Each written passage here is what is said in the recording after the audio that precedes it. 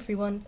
Today I'll be doing a review and unboxing of the Kamio Misuzu 1/8 scale figure by Roshian Blue. This is the same figure that made the Kannabi no Mikoto figure, also from Air, that I unboxed not too long ago. This one is actually in much better condition, it seems, as well. There is no oily stickiness to the figure itself, it seems, and also the box is in much better condition too. So taking a look at the box, it's exactly the same as Kanna's box, just of course with Misuzu's name on the front. We have the Air logo as well as 1/8 scale figure written there too. I'm really looking forward to opening this figure since she's in her summer dress, and a lot of Misuzu figures tend to be her school uniform, so it's really nice that they took the dress approach instead. And on the side of the box there are some feather-shaped windows as well as Air Misuzu 1/8 scale figure written there with a picture of the figure herself. And on the back of the box there is the Roshian Blue logo as well as the Air logo and the famous slogan of sorts for Air.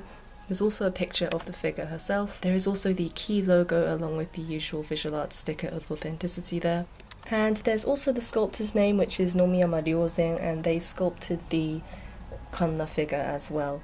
And at the bottom it does say Kabushiki Gaisha Piccoro, so I'm not sure what their relationship was. It seems like Roshian Blue did die quite early as a company, and their figures were sort of manufactured or distributed by Piccoro, but I'm not too sure how that went. And the other side of the box is blue and has those same feather-shaped windows along with a picture of Misuzu's face and also Air Misuzu 1/8 scale figure written. Inside the box it comes with this paper that says Hojoshiju no toriatsukai ni tsuite, so it's about the pole that comes with it, this upright pole thing that holds her up. It does say that you can put her in the base without this, but this will help her stay balanced more and not kind of lean over in the future. And the figure herself, her ponytail has come off, but it does seem that it is reattachable, so that's okay. The pole that comes with the figure actually allows her to sit on said pole. It's kind of like a doll stand where it saddles her a bit. Even without this she does stand, but I'm just going to use it as a precaution.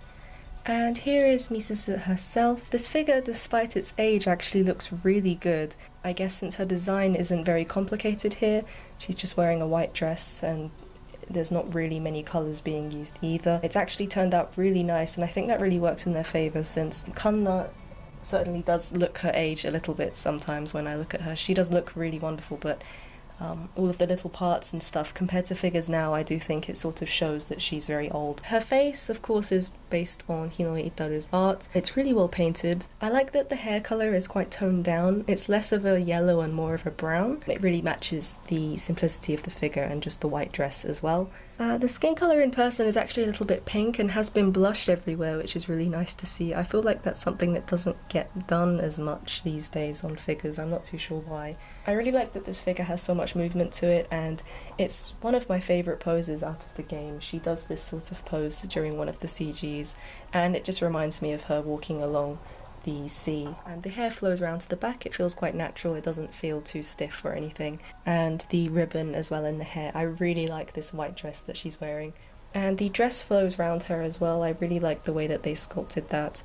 They've shaded with some light blue, which I really think adds to the simple and sort of light subdued tone that this figure has. And again, the sculpting is really well done considering her age. And I really like the way it lifts up at the back. Her pose and her actual sculpting has so much movement to it considering it's such a simple figure, and I really do like this pose. And her legs and shoes, again, I think they've gone for the sort of old Hinoi Itaru style that used to be very common in old eroge and stuff back in the day, where the legs were quite thin and sort of stick-like, but I really do think that that captures the essence of Air quite nicely.